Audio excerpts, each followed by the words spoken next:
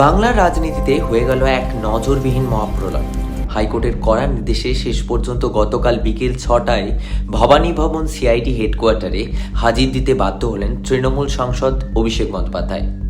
পরপর 3বার সময় এড়ানোর পর এবার আর কোনো অজুহাত খাটল না তার। ডায়মন্ড হারবারের সাংসদের কথা বলছি আমি। কিন্তু হঠাৎ কেন খোদ অভিষেক সিআইডির এই ম্যারাথন জিজ্ঞাসাবাদের মুখে পড়তে হলো? এটা কোনো আর্থিক দুর্নীতি নয়, এটা হলো খোদ বিধানসভার ভেতরে বিধায়কের ভুয়ো সাইন বা সিগনেচার ফর্জারির এক বিস্ফোরক মামলা। সাম্প্রতিক নির্বাচনে তৃণমূলের বড় ধাক্কা খাওয়ার পরেও দলের ভেতরে চরম কোদল এই মামলার মাধ্যমে সামনে এসেছে। বিরুদ্ধ বিধায়কদের দাবি, বিরোধী দলনেতা বাছার অফিসিয়াল রিসলিউশনে তাদের অজান্তেই সেই জালিয়াতি করা হয়েছে। অন্তত 14 জন বিধায়কের সেই নিয়ে মতামত, সন্দেহ তৈরি হয়। আর ফরেন্সিক রিপোর্টে দেখা গেছে কয়েকটি সই নাকি কার্সিভ হ্যান্ডরাইটিংয়ে, এর বদলে সিপ ব্লক লেটারে করা হয়েছিল।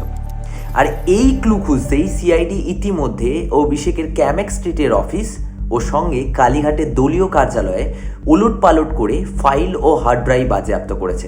তাহলে জেরা শেষেই কি অভিষেক গ্রেপ্তার হতে পারেন? আইন অনুযায়ী টুইস্টটা এখানে। বিচারপতি কৌশিক চন্দ্র অভিষেককে 3 সপ্তাহের জন্য এন্ট্রিম প্রোটেকশন বা সুরক্ষা কবচ দিয়েছে। অর্থাৎ উনি যদি 100% সহযোগিতা করেন তাহলে আগামী 3 সপ্তাহ সিআইডি তার বিরুদ্ধে কোনো কড়া আইনি পদক্ষেপ বা অ্যারেস্টের মতো সিদ্ধান্ত নিতে পারবে না। একদিকে দলের ভেতরে 58 জন বিধায়কের প্রকাশ্যে বিদ্রোহ, অন্যদিকে দিল্লিতে মমতা বন্দ্যোপাধ্যায়ের সাথে সোনিয়া গান্ধীর বৈঠক, তারই মাঝে অভিষেকের সিআইডি কোয়ারি। ভবানী ভবনের ভেতরে ঠিক কি গোপন তথ্য লিক হলো? তৃণমূলের ভবিষ্যৎ কি তবে সত্যিই খাদের কিনারায়? আপনার কি মনে হয়? কমেন্টে জানান। আর চ্যানেলটাকে সাবস্ক্রাইব করে ফলো করে আমাদের পাশে থাকুন।